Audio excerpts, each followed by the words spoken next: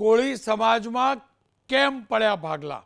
જી હા, સમાજના નેતાઓની આંતરિક ઉસાતુશી અને પોતાની મહત્વાકાંક્ષાના કારણે કોળી સમાજમાં ભાગલા પડી રહ્યા છે. આપણો આ એ કોળી સમાજ છે જે દરિયાકાંઠાના જિલ્લાના વિસ્તારોમાં વસેલો છે. આપણો આ એ સમાજ છે જેને રાત દિવસ મહેનત કરી છે, પરસેવો પાડ્યો છે. પરસેવો પાડીને ન માત્ર પગભર થયો છે, પણ આ સમાજે ગુજરાતના વિકાસની અંદર સૌથી મહત્વની ભૂમિકા ભજવી છે. એ પણ હકીકત છે. આટલો મોટો સમાજ, જનસંખ્યાની દ્રષ્ટિએ, મતદાનની દ્રષ્ટિએ પણ મોટો સમાજ, પણ આ સમાજનું રાજકીય પ્રતિનિધિત્વ હજી સુધી કદાચ એ નથી મળ્યું જે મળવું જોઈએ, એ વિપક્ષ હોય કે શાસક. પણ આ તમામની વચ્ચે સમાજનું સૌથી મોટું ગણાતું સંગઠન અખિલ ભારતીય કોળી સમાજ, ન માત્ર ગુજરાત પરંતુ દેશભરના કોળી સમાજ સાથે જોડાયેલા લોકોનું સૌથી મોટું સંગઠન અખિલ ભારતીય કોળી સમાજ. દશકોથી આ સંગઠન ચાલતું રહ્યું. આ સંગઠનની મહત્વતા આપને સમજાવી દઉં કે આપણા રાષ્ટ્રપતિ, પૂર્વ રાષ્ટ્રપતિ રામનાથ કોવિંદજીને આ સમાજે આપેલા છે. આ જ સંગઠન અખિલ ભારતીય કોળી સમાજના તેઓ રાષ્ટ્રીય અધ્યક્ષ રહી ચૂક્યા છે. પરંતુ દુર્ભાગ્ય જોજો, જે રાજ્યમાંથી આ સંગઠન મજબૂત બન્યું એ જ રાજ્ય આપણા ગુજરાતની અંદર નેતાઓના ઝઘડાના કારણે અખિલ ભારતીય કોળી સમાજનું સંગઠન બે ભાગમાં વહેંચાતું હવે નજરે પડવા લાગ્યું છે. અસલી અખિલ ભારતીય કોળી સમાજનું સંગઠન કયું તેને લઈને વિવાદ શરૂ થઈ ચૂક્યા છે. આપ તમામ લોકો જાણો છો, થોડાક સમય અગાઉ અખિલ ભારતીય કોળી સમાજના પ્રદેશ અધ્યક્ષ તરીકે ધારાસભ્ય હીરાભાઈ સોલંકીની નિયુક્તિ થઈ. ત્યારબાદ સાણંદમાં મળેલા સંમેલનમાં ધારાસભ્ય કનુભાઈ પટેલને રાષ્ટ્રીય યુવા અધ્યક્ષ, અખિલ ભારતીય કોળી સમાજના રાષ્ટ્રીય યુવા અધ્યક્ષ જાહેર કરાયા.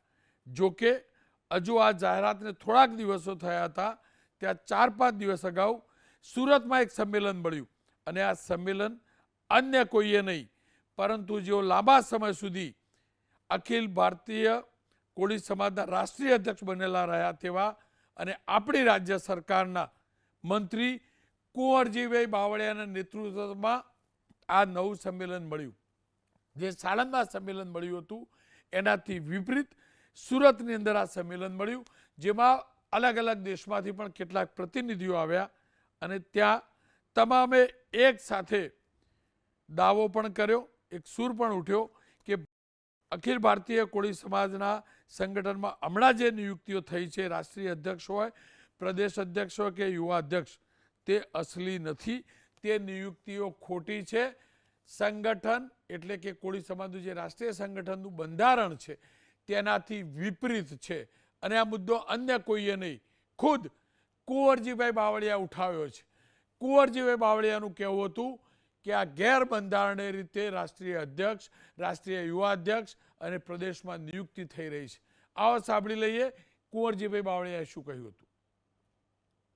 કેટલાક લોકો જે ખાસ કરીને સિમલામાં કોઈને એક નિયુક્ત કરી દીધા અધ્યક્ષ તરીકે, બીજાને અહીંયા ખાસ કરીને સુરતમાંથી એક અધ્યક્ષ તરીકે નિયુક્ત કરી દીધા છે. અને એવા લોકો કે જે આ અખિલ ભારતીય કોળી સમાજના બંધારણની વિરુદ્ધમાં આ નિયુક્તિઓ થઈ ગઈ છે અને એ આજે સમાજને તોડવાના પ્રયાસ કરી રહ્યા છે અથવા તો સંગઠનને તોડવાના પ્રયાસ કરી રહ્યા છે. અગાઉ જે ચૂંટણી થઈ છે એ આ અખિલ ભારતીય કોળી સમાજના બંધારણને એની વિરુદ્ધમાં, એની જોગવાઈની વિરુદ્ધમાં આ એ ચૂંટણી થયેલી અને એવા લોકો આ સંગઠનને તોડવાનો પ્રયાસ જે કરી રહ્યા છે. કુંવરજીભાઈની વાત પરથી સ્પષ્ટ છે આપણા કોળી સમાજનું આ સૌથી મોટું સંગઠન બે જૂથમાં વહેંચાયું છે. એક જૂથ જે છે તે હીરાભાઈ સોલંકી, કનુભાઈ, પરસોત્તમભાઈ સોલંકી, બીજેપીના નેતા ઝંખનાબેન, સુરતના અજીતભાઈ કોન્ટ્રાક્ટર સહિતનું આ જૂથ છે. તો બીજું જૂથ કુંવરજીભાઈ બાવળિયા, ચંદ્રવદન પીઠાવાળા અને તેમની સાથે જોડાયેલા લોકો છે.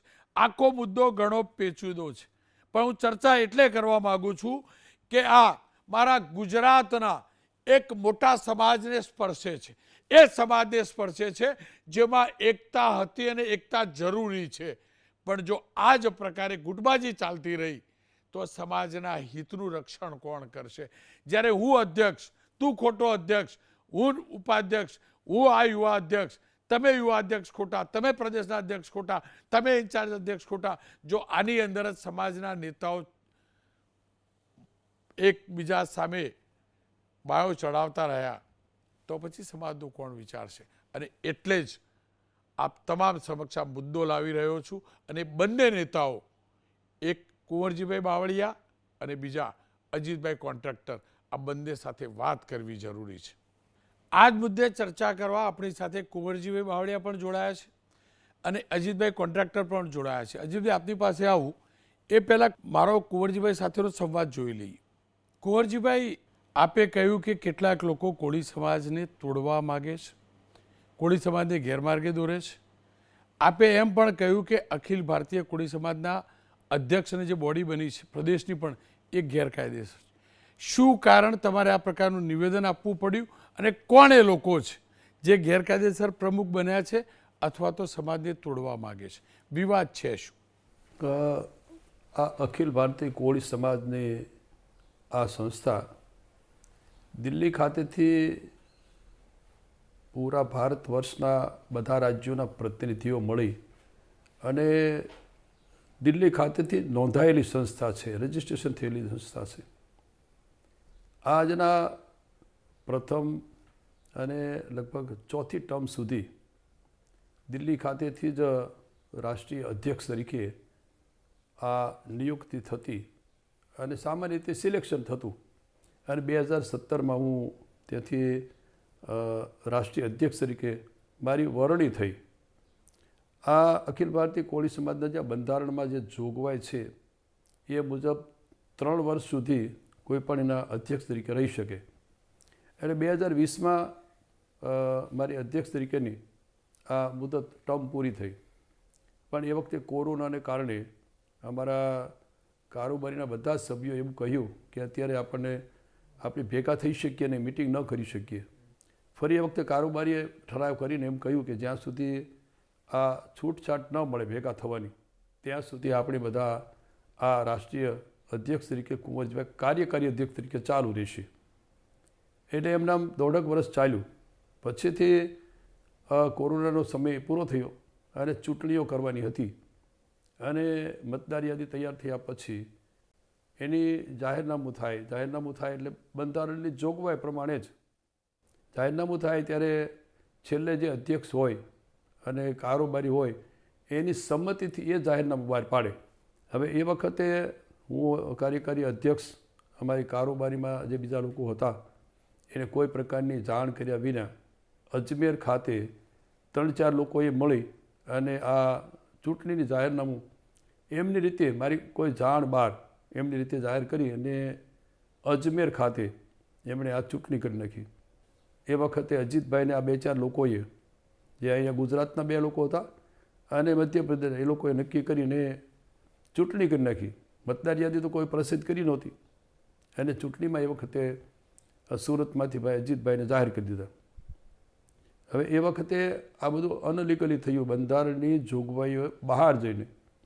એટલે બધા એવું કહ્યું કે આ ખોટું થયું છે. એટલે અમારી કારોબારીના બધા સભ્યો વતી આપણે ત્યાં દિલ્હી કોર્ટમાં આ બાબતે ગયા. આ બધું થયા પછી જ્યારે અજીતભાઈ જે 2.5-3 વર્ષ સુધી એમનામ ચલાવ્યું, 2-3 વખત મારી સાથે પણ બેઠક હતી. મેં એમ કહ્યું કે આ અત્યારે જે કંઈ થયું છે એ ખરેખર બંધારણની જોગવાઈ બહાર થયું છે. એટલે અત્યારે જે બોર્ડ છે સામેનું એ કહે છે કે અમે પ્રમુખ છીએ, એ ખરેખર આ આખું પ્રકરણ છે અત્યારે કોર્ટમાં છે અને બંધારણમાં, આ ટ્રસ્ટના બંધારણમાં જે જોગવાઈઓ છે એ મુજબ એનું ઇલેક્શન થયું જ નથી. એ તો એ જાણે છે કે ખોટું થયું છે અને એના અનુસંધાને અત્યારે જે અજીતભાઈ અને વિરેન્દ્ર કશ્યપ જે પ્રમુખ તરીકે પોતાને કેવડાવે છે એમને કોર્ટે નોટિસો પણ આપી છે કે ભાઈ આ અત્યારે તમે આ કરી શકો નહીં. આ બધું ચાલે છે અને એના કારણે આ નીચેના ભાગમાંથી પછી બધું વિરેન્દ્ર કશ્યપ જે અત્યારે રાષ્ટ્રીય અધ્યક્ષ તરીકે કેવડાવે છે, એમણે અહીંયા ગુજરાતમાં આવીને 2-3 નિમણૂકો કરવા માંડી ગયા.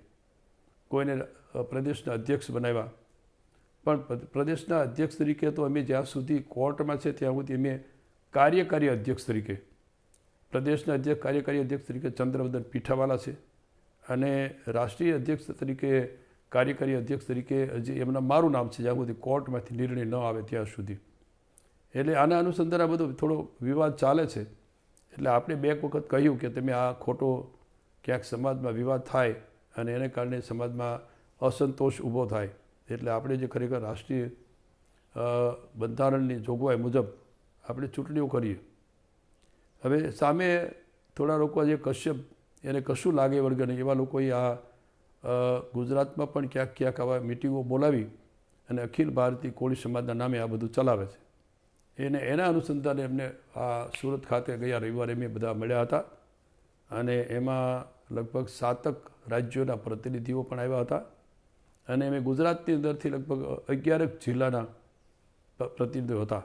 બધા એવું નક્કી કર્યું કે જ્યાં સુધી કાં તો આ લોકો જે કરી રહ્યા છે ખોટું કરી રહ્યા છે એને રોકવા જોઈએ, કે જે 2-5 લોકો છે સમાજને તોડવાનો પ્રયાસ કરી રહ્યા છે ને એને કારણે સમાજમાં નુકસાન થાય છે. આટલી વાત અમારી. શું એ 4-5 વ્યક્તિઓના નામ આપ કહી શકો ખરા? ના, નામમાં એટલા માટે કે જે તમે બધા જાણો છો, લગભગ બધી ચેનલો સામે પણ નાના મોટા વિવાદમાં ગુજરાતમાંથી પણ આવ્યા છે. કુંવરજીભાઈ, આપ એમ કહેવા માગો છો કે હીરાભાઈ સોલંકીને જે પ્રદેશ અધ્યક્ષ બનાવાયા અખિલ ભારતીય કોળી સમાજના, એ ગેરકાયદેસર છે, ગેરબંધારણીય છે સમાજ પ્રમાણે, સંગઠન પ્રમાણે. સાથે જ તાજેતરમાં રાષ્ટ્રીય યુવા અધ્યક્ષ ધારાસભ્ય કનુભાઈને બનાવવામાં આવ્યા, એ પણ ગેરબંધારણીય છે, એવું કહેવા માગો છો આપ? એ નિયુક્તિઓને ગેરબંધારણીય ગણવા માગો છો? હા, ચોક્કસ. એટલા માટે ગણી શકાય કે આખું પ્રકરણ જ અત્યારે ત્યાં કોર્ટ, દિલ્હી કોર્ટ ખાતે છે. જ્યાં સુધી જેનો નિર્ણય ન થાય ત્યાં સુધી જે કંઈ આ ચલાવી રહ્યા છે એ બિનકાયદે. એવું આ રાષ્ટ્રીય આ બંધારણ છે, અખિલ ભારતીય કોળી સમાજનું બંધારણ છે, એમાં એવી જોગવાઈ છે જ નહીં. મેં જ્યારે આ કરી હતી યુવા અને મહિલાઓની, પણ એ આ મુખ્ય સંગઠનને અનુસંધાને કરેલી છે. એટલે જે ત્યાં અત્યારે યુવાઓની અધ્યક્ષની નિમણૂક થઈ છે, ત્યારે અધ્યક્ષ જ જે બંધારણની બહાર જેની નિમણૂક થઈ હોય તો પછી યુવા અધ્યક્ષ પણ એ જ પ્રમાણે હોય, સ્વાભાવિક છે.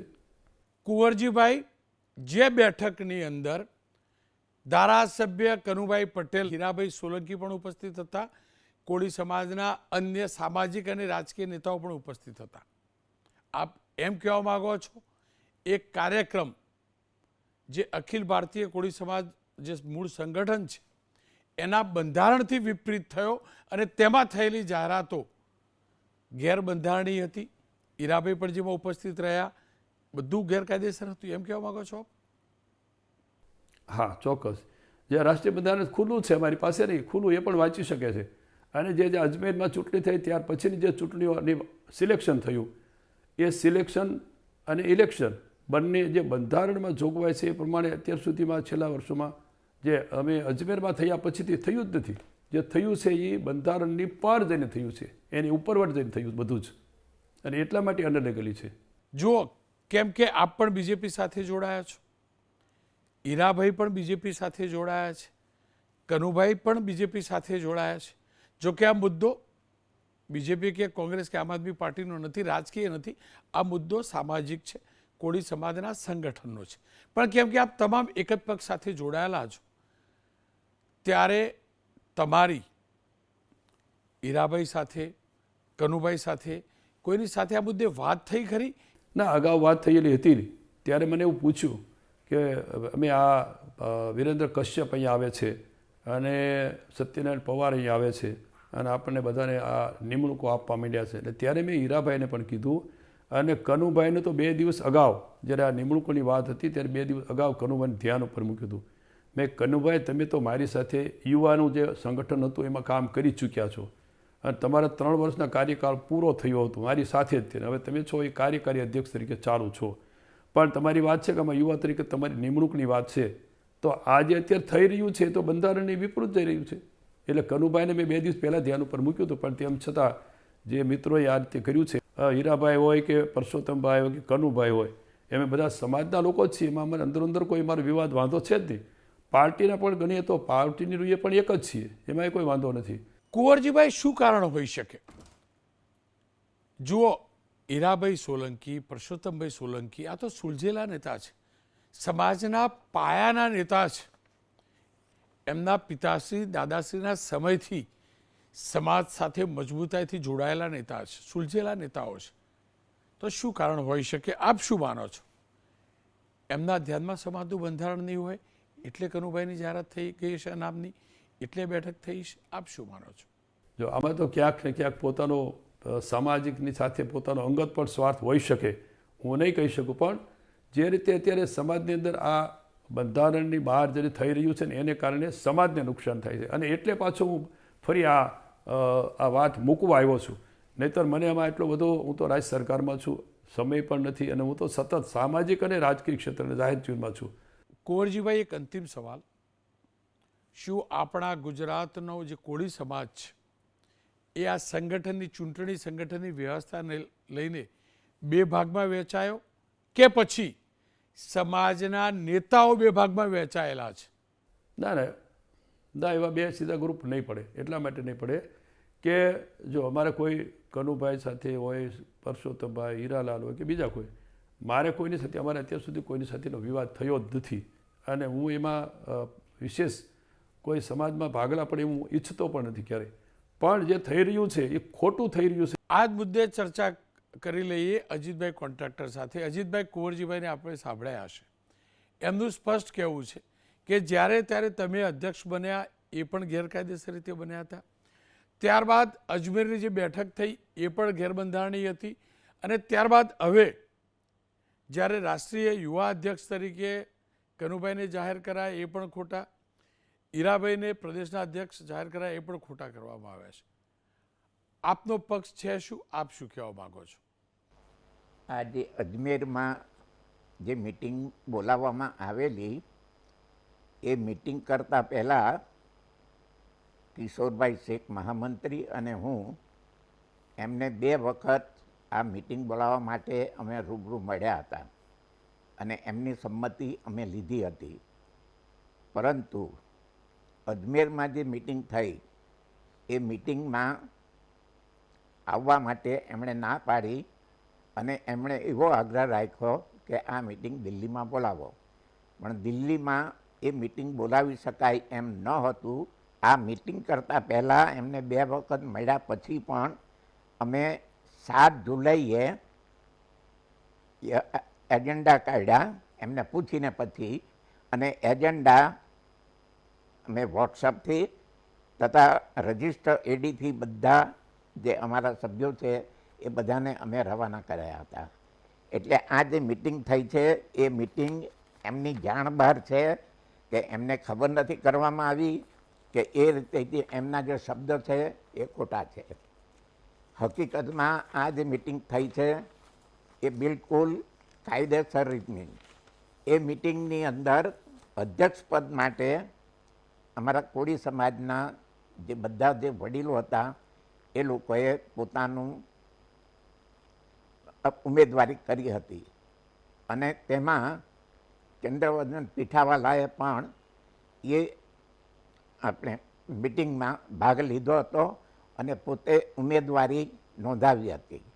ચૂંટણી કમિશનર નિમીને મિટિંગ આપણે ઇલેક્શન કરવામાં આવ્યું, જેમાં એ ઇલેક્શનમાં મને 46 મત મળ્યા 52માંથી, અને 6 મત ચંદ્રવદન પીઠાવાલાને મળ્યા હતા. એ હિસાબે અધ્યક્ષ તરીકે મારી વરણી થઈ હતી, જે કાયદેસરની થઈ છે. એટલે એમાં કોઈ પણ વસ્તુ ખોટી થઈ નથી. એટલે ગેરબંધારણીય છે એ જે શબ્દ છે એ ખોટા છે. કોર્ટ મેટર તો ચાલુ છે ને હાલ? આ કોર્ટ મેટર ચાલુ છે એ એટલા માટે ચાલુ છે, આ ઇલેક્શન થઈ ગયા પછી ઘણા વખત પછી એમણે આ કોર્ટમાં કેસ દાખલ કર્યો છે. હકીકતમાં જોઈએ તો એ કોર્ટ કેસ દાખલ કરીને એની પાછળ જે આશય છે એ આશય માત્ર ને માત્ર પોતે હજુ સુધી અધ્યક્ષ છે એવું કહેવા માગે છે, અને બીજા છે એ બધા ગેરબંધારણીય છે. અને ત્યાર પછી બીજા મારા પછી હું 3 વર્ષ સુધી હું અધ્યક્ષ રહ્યો, 10/11/2024 સુધી, અને ત્યાર પછી 11/11/24થી શિમલાના વિરેન્દ્ર કશ્યપ જે દિલ્હીમાં મિટિંગ બોલાવવામાં આવેલી, એ મિટિંગની અંદર પણ રજિસ્ટ્રાર ઓફિસમાંથી ચૂંટણી કમિશનર તરીકે બોલાવવામાં આવેલા, એક લેટર લખીને એમને બોલાવવામાં આવેલા, અને એમની હાજરીમાં ત્યાં પણ ઇલેક્શન કરવામાં આવ્યું. અને ઇલેક્શનમાં વિરેન્દ્ર કશ્યપને પૂરેપૂરા મત મળ્યા બધા જ એના, અને એક અમારા ઉમેદવાર ઊભા રહ્યા અને ચંડીગઢના, એમને માત્ર 2 મત મળ્યા હતા. એટલે એ હિસાબે ઇલેક્શન થયું હતું, અને એ ઇલેક્શનને મારફતે વિરેન્દ્ર કશ્યપ એ અધ્યક્ષ તરીકે ડિક્લેર થયા હતા. અજીતભાઈ, ત્યારબાદ નિયુક્તિ જે ગુજરાતમાં થઈ એ હીરાભાઈની હોઈ શકે કે પછી રાષ્ટ્રીય યુવા અધ્યક્ષ તરીકે કનુભાઈની હોઈ શકે? એમને પણ ગેરબંધારણી એમને ગણાવી છે. ગેરબંધારણીય કારણ કે પોતે ગેરબંધારણ લીધે એ પ્રમુખ છે, અને એ પ્રમુખ રહેવા માટેનું બી કારણ માત્ર ને માત્ર સ્વાર્થ છે, બીજું કશું નથી. કયા પ્રકારનો સ્વાર્થ હોઈ શકે? જો સુરતમાં પણ તો બેઠક થઈ. સ્વાર્થ એ હિસાબે કે પોતે અધ્યક્ષ છે, માટે એમને જે રાજકારણની અંદર ટકવું છે એ ટકવા માટેની આ એ છે. બીજું કે હું કાયદેસરનો અધ્યક્ષ હતો, માટે અમે અખિલ ભારતીય કોળી સમાજનું 50 વર્ષ પૂરા થયા એટલે ગોલ્ડન જ્યુબિલી વર્ષ અમે ઉજવ્યું હતું. એ વર્ષની અંદર પણ આપણા રાષ્ટ્રપતિ રામનાથ કોવિંદજીએ અમને વિડીયો કોન્ફરન્સથી એ મિટિંગને સંબોધન કર્યું હતું. એટલે હું ગેરકાયદેસર સમજો કે અધ્યક્ષ હોઉં તો આ પ્રમાણે રાષ્ટ્રપતિ અમને ભાષણ આપી શકે નહીં.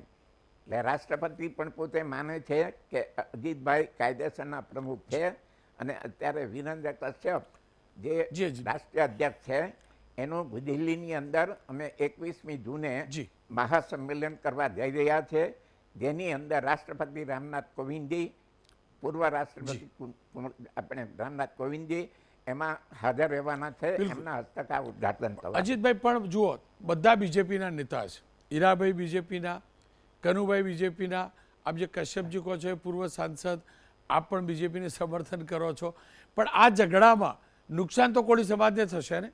નુકસાન એ હિસાબે થયું છે કે એમણે પોતે અધ્યક્ષ છે એમ કરીને અમુક રાજ્યની અંદર કાર્યકર્તા ઊભા કર્યા છે, અને પેરેલલ અખિલ ભારતીય કોળી સમાજની સાથે પોતે પેરેલલ અખિલ ભારતીય કોળી સમાજનું સંગઠન ચલાવે છે એવો આખો એક માહોલ ઊભો કર્યો છે, જેની અંદર કોળી સમાજની અંદર 2 ભાગલા પડી ગયા છે, અને એના થકી આખા સમાજનું જે સંગઠન છે એ કમજોર થતું જાય છે. એટલે મારી તો એક રિક્વેસ્ટ છે કે એમને જે પદ મેળવવું હતું એ મેળવી લીધું છે, પણ સમાજને આ પ્રમાણે 2 ભાગલા કરીને પોતાનો સ્વાર્થ સાધવા માટે કોળી સમાજનો આ રીતે ઉપયોગ નહીં કરવો જોઈએ. અને મારી તો રિક્વેસ્ટ છે કે એ જે રીતે અધ્યક્ષ છે એનું રાજીનામું આપે.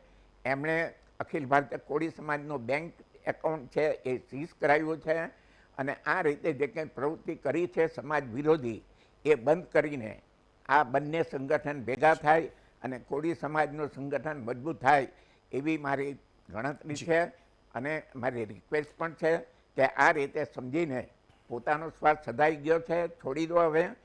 અજીતભાઈ, જો કુંવરજીભાઈ સરકારમાં કેબિનેટ રેન્કના મંત્રી છે, રાજકીય રીતે ગણીએ તો કોળી સમાજનું જે રાજકીય પ્રતિનિધિત્વ છે સરકારમાં એમાં કેબિનેટ મંત્રી છે.